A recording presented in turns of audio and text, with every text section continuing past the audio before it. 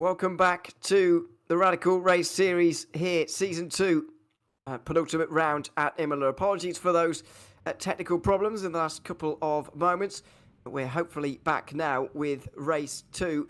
And here is the starting grid for that second race. Paul Cram ending up on the pole position as he snuck into 10th at the end of that last race. Phil Jocelyn got into second ahead of Paul LeMay and Seth Brown, who are on row 2. Darryl Taylor and Michael LeMay just behind that, with Sergio De La Cruz and Mike Bousson on row 4. Simon Edwards and John McCutcheon inside the top 10 after the fantastic battle they had towards the end of that last race, where they both ended up very nearly off the road at the final couple of corners. Wayne Palmer and Paul Goddard on row 6, with David Beasley and Phil Glover at the back row together.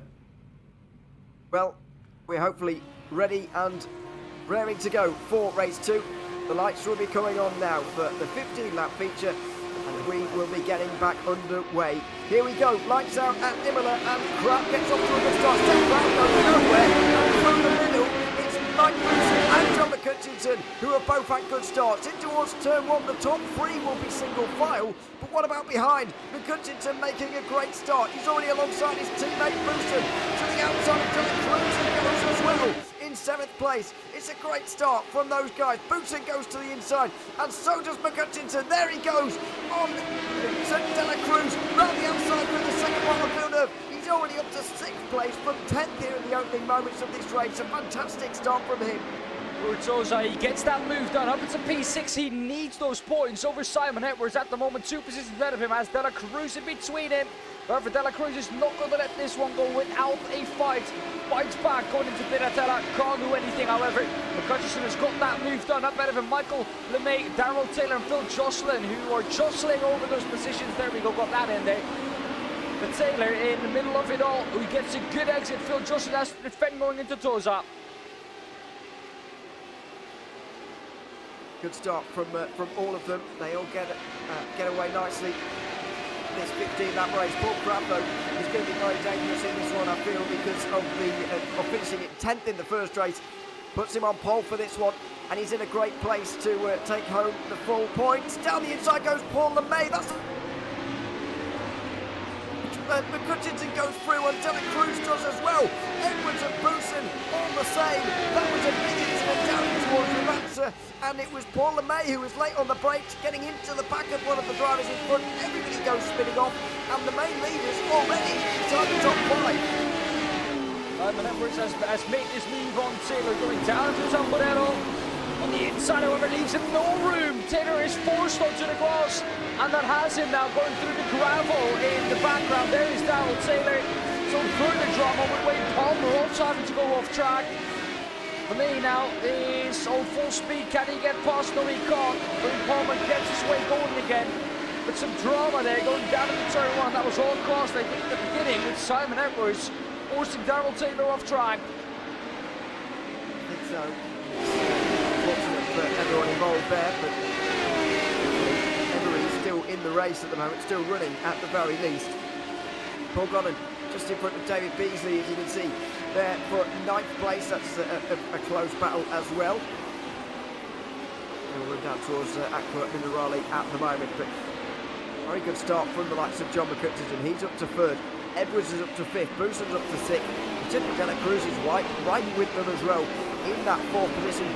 McCutcheon said earlier on that he needs to win all the races to win the title from here.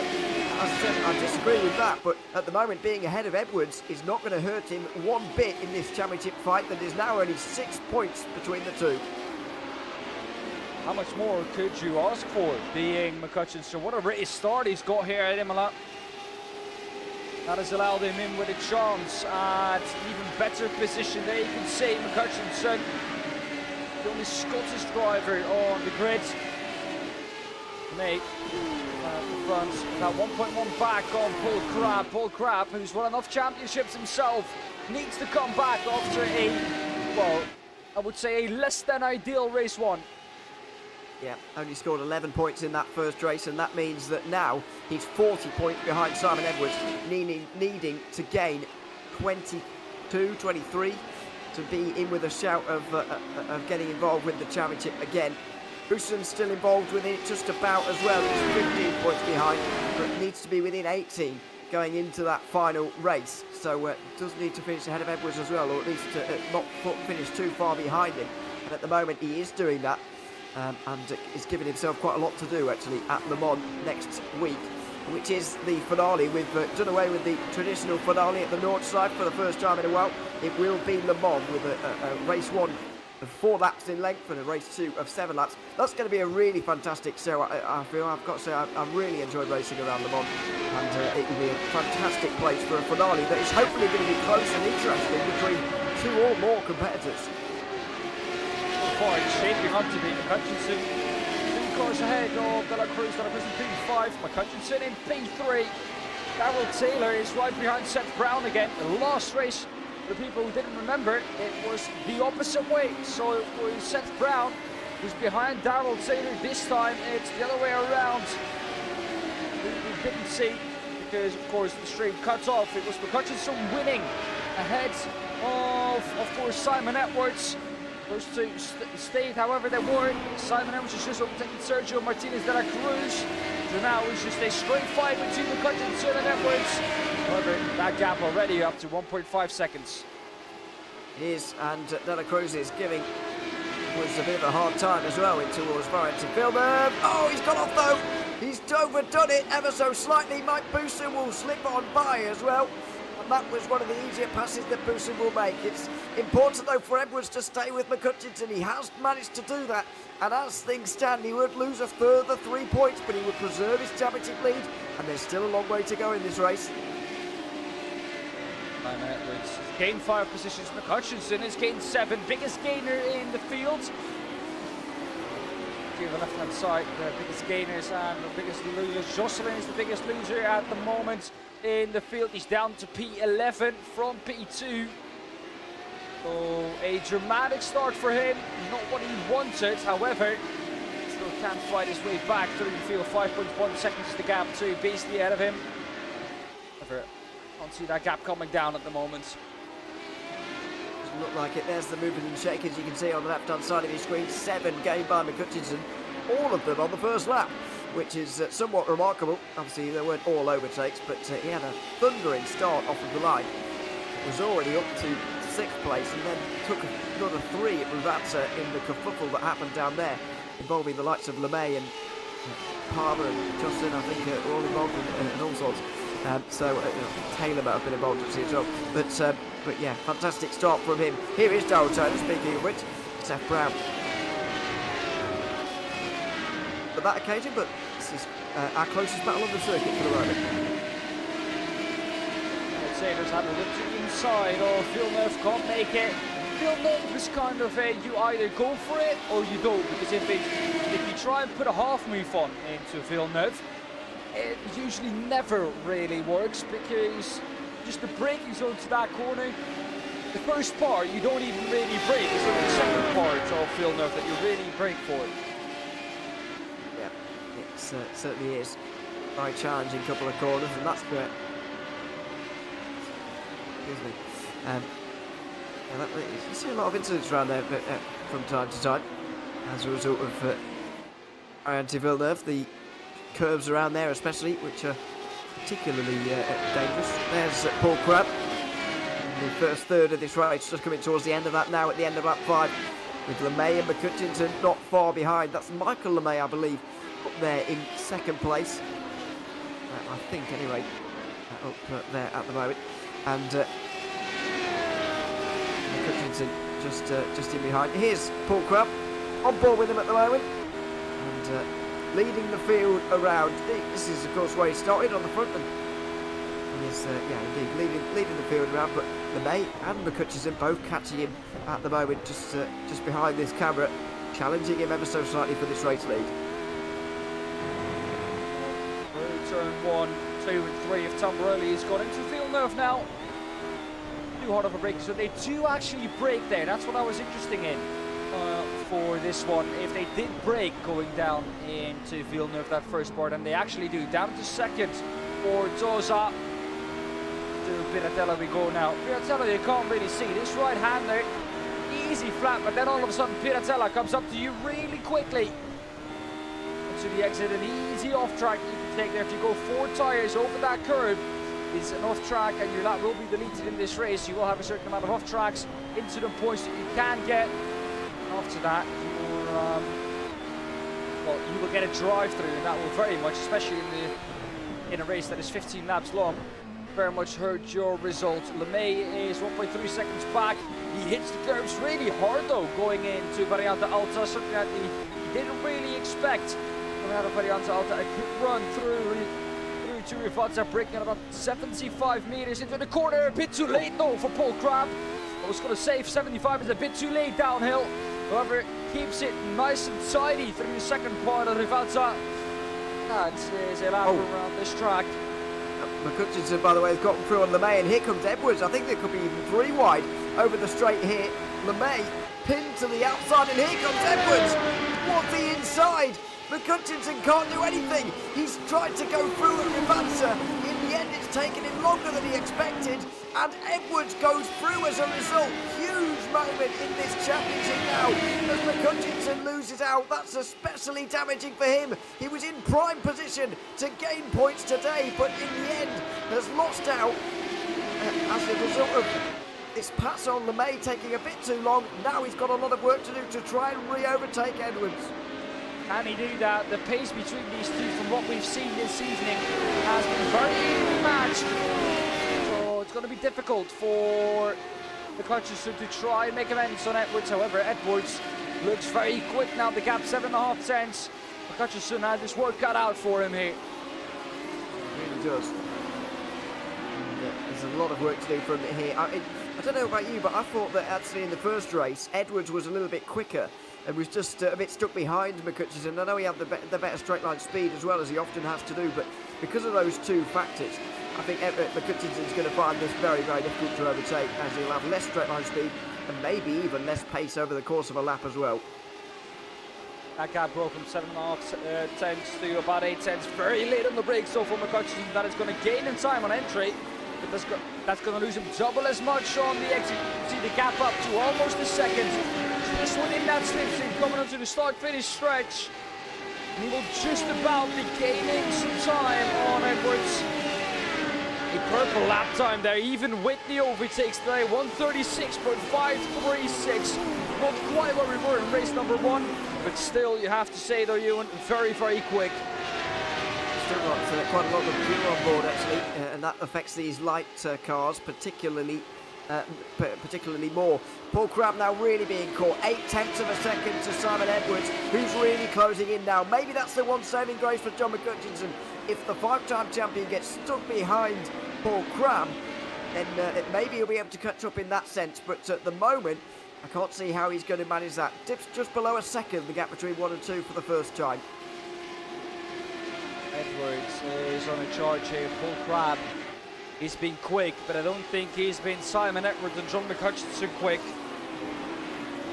However, he might prove me wrong here, because the only thing he's so far had to do is manage that gap. What pace has he got in that radical? What can he do? Can he keep the championship leader behind him?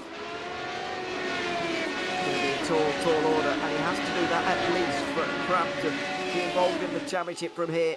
It's looking like a very slim hope at this stage. I don't know if he's going to be able to manage it at all, in fact, at this point. In fact, I don't think he will at all. I don't think he's involved in the championship any longer. However, he will still want the race win from this. 7 laps remaining. As of right now, less than half the race in this one. The gap dips below 8 tenths. You can see the typical Simon Edwards straight line speed in full effect. Look at how much he's gaining just in the slipstream, just on the straight as well.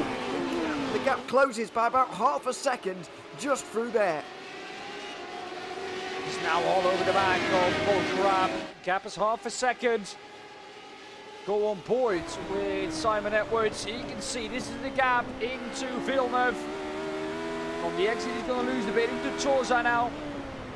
He's going to gain back some time. The exit, however, always seems to be better for Edwards. He seems to slow that car down a bit more on entry, but focus a lot on exit, which is where the strength of that car really is. Yeah, it certainly is. This is a fantastic onboard shot now of Edwards close to Crab, and I just can't see once again how Crab's going to be able to hold him back. Deep into Aqua Minerale there, and Edwards is even going to have the chance through here. He'll have the sun in his eyes up towards Variante Alto as it just sets over the crest there. And now Edwards will try and get the exit out of here. The running towards Ravanza and maybe the move in towards turn 2. For Hermit Cam here with Simon Edwards. Has a little look on the outside. Is Paul Crab going to allow him through? He's not. It almost looked like Paul Crab was lifting very early on the brakes for Paul Crab. Just wants to make sure he can defend that place going into the outside. Good exit now needed for Paul Crab, but I don't think he's going to get it with the straight line speed that 52 has had this whole evening. This might be all over for him. Might well be. McCutcheon's close as well, but Edwards is going to be through here very easily, and McCutcheon's going to try and gain as a result. He closes in, and Crab has just been swallowed up by everybody there. McCutcheon's a new fastest lap of the race so far, as Crab maybe realises there's way too much downforce on that car at the moment. There's no straight line speed, and he can't defend from either of them. Gutchinson is now going to have a tall task of overtaking Simon Edwards. We've seen how difficult it can be. However, Simon Edwards caught up behind Paul Crab. That allowed him to gain back some time. Now it's all on Paul Edwards or Simon Edwards to do it again. Paul Crab behind that, excuse me. Those names a bit mixed up. However, Simon Edwards needs to do it all over again.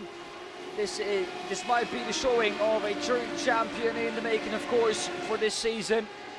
Simon Edwards, who's been put up with so much pressure, was putting John McCutcheon under pressure, didn't crack.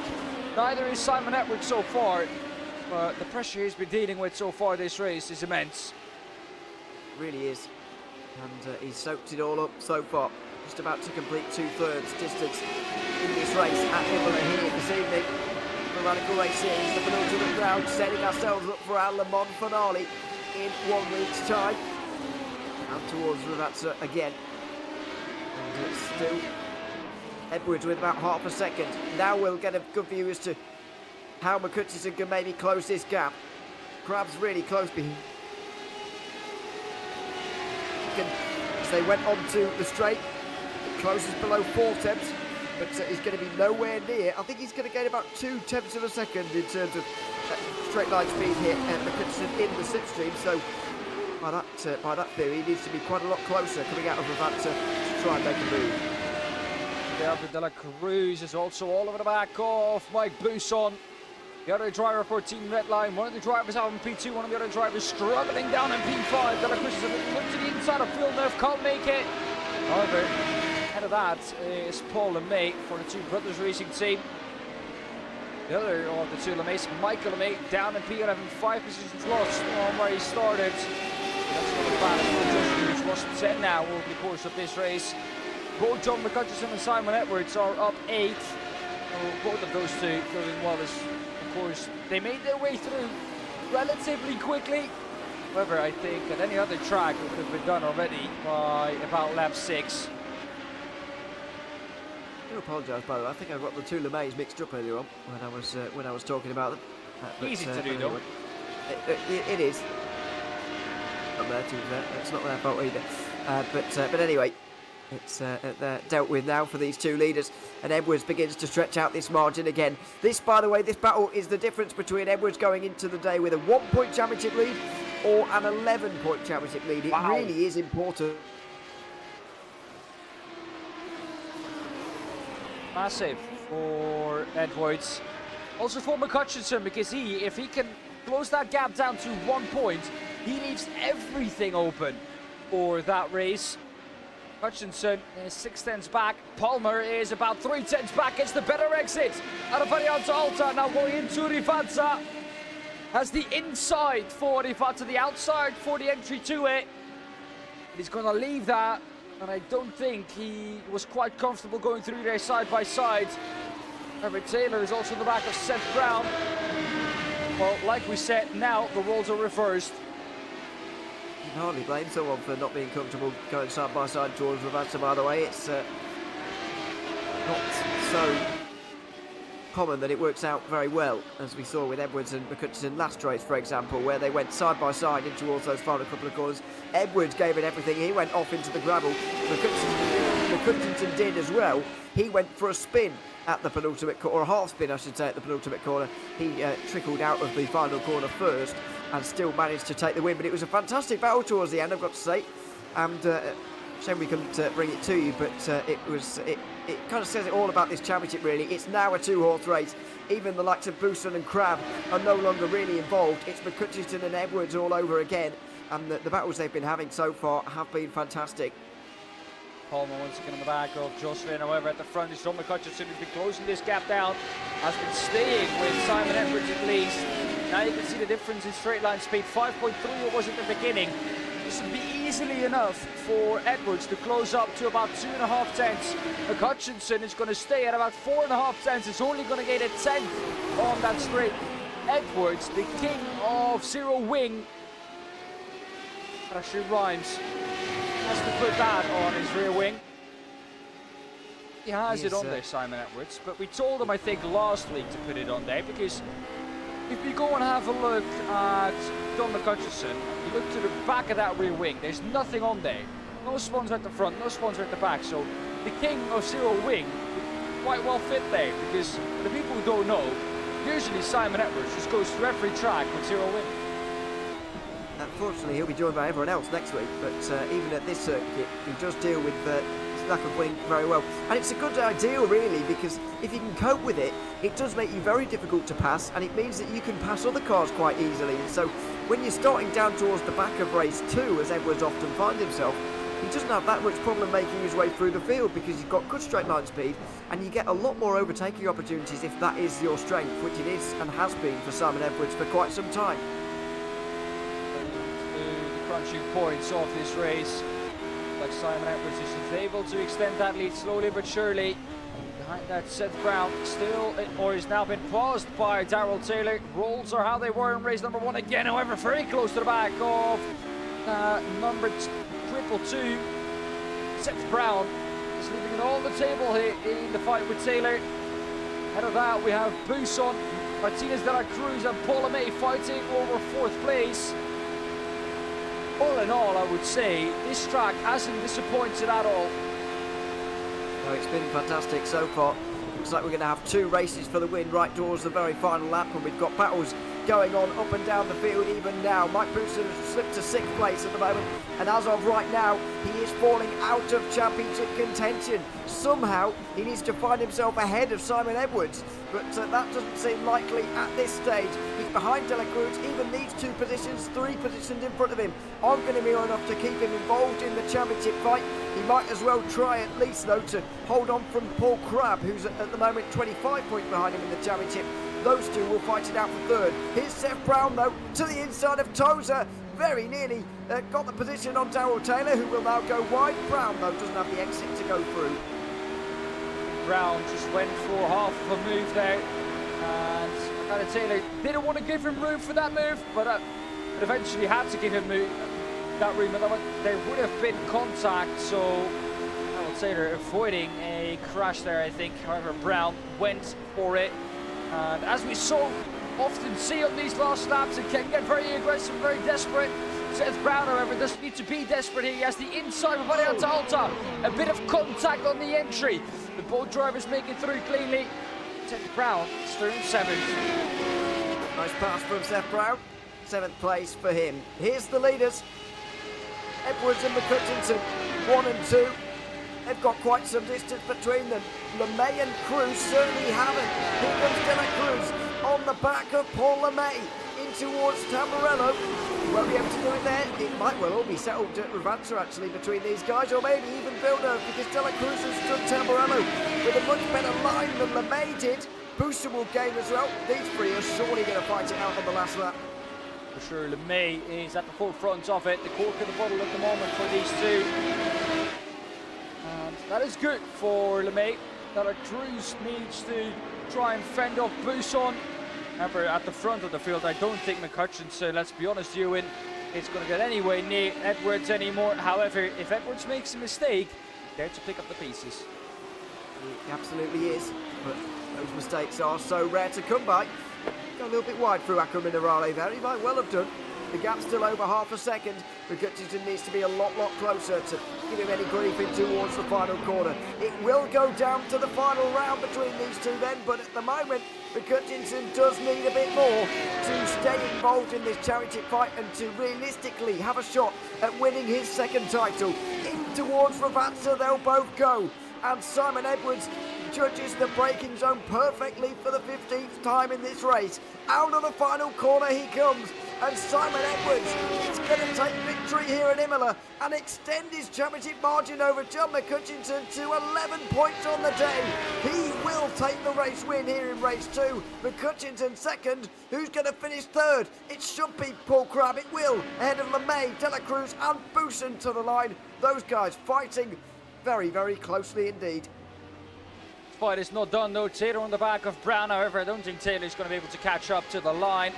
Brown has got this one. It's going to be Brown in 7th out of Taylor in 8th. What a race we've seen. What a 2 races we've really seen here, Ewan. And well, the Radicals Stock Series, as so often, with everyone in the same car, has provided once again.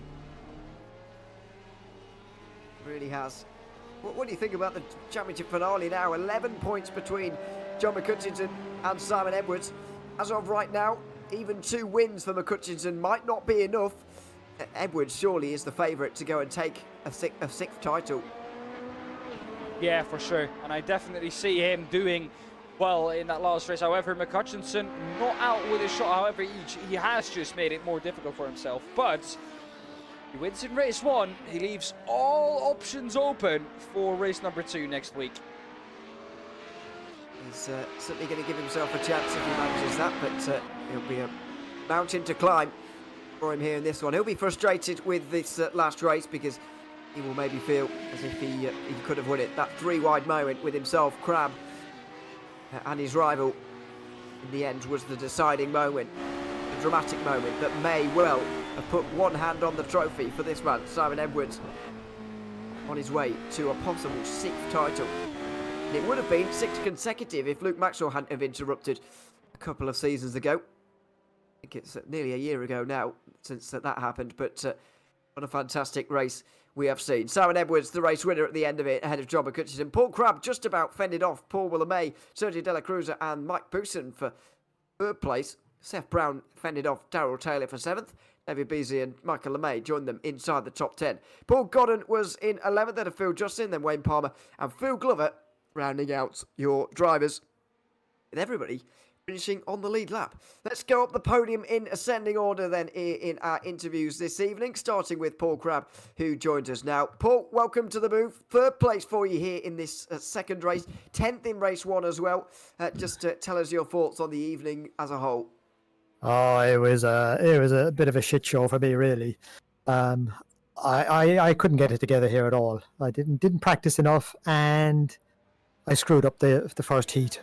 So apologies to Paul LeMay for swiping him on the first corner. And then I just never got it together. I was amazed I got into 10th. When I was driving around, I thought I was 11th.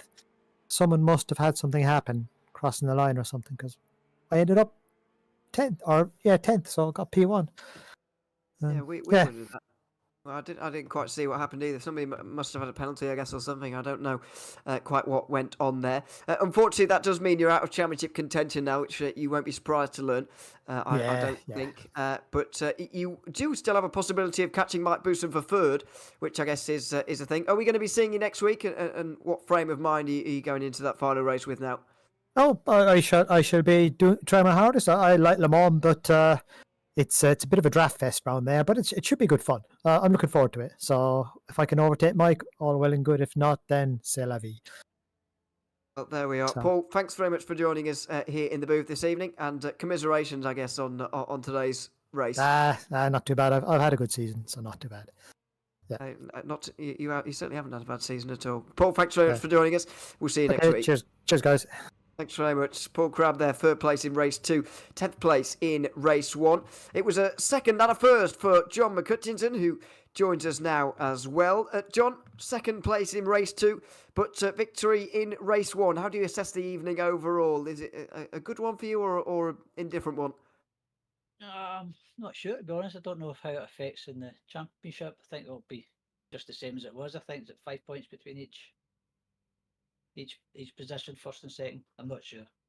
But I enjoyed the races. The races were good. Races were good. Tracks. Yeah. My maths, by the way, has got you at 11 points now from Simon Edwards, just behind. So that's what I believe is the margin going into the final race. It is at Le Mans, of course. What do you think you can achieve around there? Do you think you can still take the title away from him? Definitely. I know Simon doesn't like Le Mans, but he'll be practicing like a demon all week, I'm guessing. With this super slick downforce he's got, it'll be hard to beat. Bit of a draft fest. But look forward to it. I like Le Mans. Yeah, we're very much looking forward to watching the races around there. John, congratulations on a double podium here tonight, first and a second. And we look forward to seeing you next week. Thanks, Ewan. Thanks very much. John McCutcheon there. First in race 1, second in race 2, just behind Simon Edwards, who had the reverse of those results and extends his championship margin by another couple of points. Simon, welcome along. 11 points is now your championship margin. Are you pleased with the evening overall?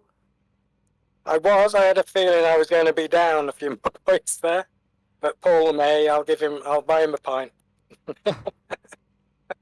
Yeah, I mean, it was a bit of a calamity in race 2, lap 1. Just tell us about that opening lap with the reverse grid. Yeah, it was. I was just trying to be safe. I nearly spun myself by accidentally changing down into first into Tozer, screaming the engine. So I nearly blew the engine up. I nearly spun. But yeah, when we got down to the last 2 corners, I forgot what the name is. It was a bit of chaos, as you said. Yeah. And in the first race as well, to be fair, what was that last lap battle like with John? You sailed off into the gravel. He went for a half spin. To be honest, at the early point of the braking zone, it actually didn't look like either of you were going too deep into the corner. It looked like you were kind of settling for the positions that you found yourselves in. But in the end, you both went off. So what happened on that final lap? Well, I think we both tried to brake about 20 metres later than we could. So I locked up the left front. But I was going off anyway. I wasn't anywhere near as much as I went off. And John must have changed down early or something. So he didn't cause me to go off. I caused myself to go off. Yeah, and unfortunately he saved it. So I was, because I couldn't see him in my mirrors because of the angle. I was sort of, not a nice hope, but I was sort of hoping he'd had a bit more trouble and I could get back on track before he could. But then I thought, oh well, I'm starting ahead of him in the second race. But that didn't last long because I just got trapped behind everybody, and John managed to squeeze through a couple. But in the end, like I say, he got tangled up with Paul LeMay, and I got them both. And there's one more round to go at Le Mans. Championship margin of 11 points going into that final race. Well, I suggested Le Mans as an alternate because not everybody wants to run Nords. But I'm a lot quicker at Nords than I am at Le Mans, so maybe I'm regretting that now. So I get frustrated at Le Mans with the fast chicanes, in the first part of the track. And I end up losing time in them. So I've got to say it's probably a better circuit for racing, to be fair. So we'll enjoy that. But we look forward to seeing you there, Simon. Congratulations on a first place and a second place here tonight, and we'll see you next week. Yeah, thank you. Thanks very much, Simon Edwards, there in chatting to us after the race. Paul LeMay was up there as well. We'll chat to him now. Paul, welcome along as well. Good to have you here. Tell us a little bit about race 1, where unfortunately things didn't go exactly to plan for you, but you worked your way back up the order pretty well. How was that? Yeah, it's just one of those things, it's just, you can't sort of worry about it too much. Just get back in the groove and try and make as many places up as I could. It was really, really tough. And it's paved the way for race 2 as well, where you started up there. And I've got to say, towards the end of the race, there was a fantastic battle between you and loads of others at the end of that race. But how difficult was it to pass around here at Imola, where we know it can be difficult from time to time? It wasn't too bad in race 1. Sort of fighting back. I really struggled to keep the pace in race 2. And towards the end there, I was just making silly mistakes. And I thought Sergio or Mike's going to come past soon. But I just about held on. So I'm thankful for that. A decent night for you overall. Paul, bad. congratulations. Thank you. And thanks so much for joining us. Okay, cheers, mate. Bye-bye. Thanks very much, Paul LeMay, chatting to us there after the race. And one final interview as well with Phil Glover, who we'll bring in right now. Phil, welcome along. An unfortunate evening for you in some ways, I suppose. How did you find yourself, or how did you find your evening, at Imola tonight? Well, to be honest, there was this little Italian girl. She said every time I come in the pit, she'll clean my windscreen for me. So it was just too tempting, to be honest. Yeah, it didn't go very well, did it? Two full starts, I'm afraid. 2 rolling starts. As soon as I put it in gear and just revved a little bit, moved forward. So I'll have to reset my clutch. But apart from that, it was quite good fun right at the back. Well, at least you like the circuit or whatever, and like racing around there. What are your opinions on Le Mans compared to Nordschleife, which we normally have at the end? Are you happy about the change? Yeah, I like Le Mans. It's not so many corners to remember, but still pretty tricky all the same. Yeah, that is a good point. To be fair, something to consider. Phil, thanks very much for chatting to us once again, and we look forward to seeing you there. Yep. See you later. Right, Practice my thanks very much. French. Absolutely. Phil Glover there chatting to us after the race here at Imola. Well done. That just about does it for us here at the Radical Race Series here this evening. A good evening of racing here at Imola, but Simon Edwards getting one step closer to another championship. You've got to say that he's got about one hand on it right now, but still has to close it out, still has to do the job at the finale.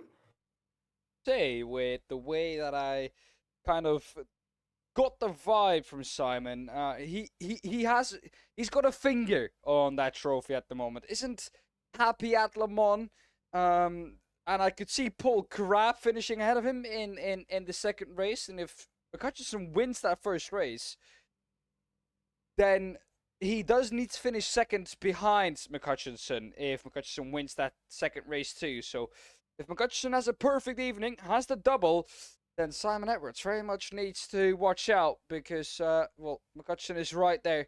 However, McCutcheon also still needs to do well.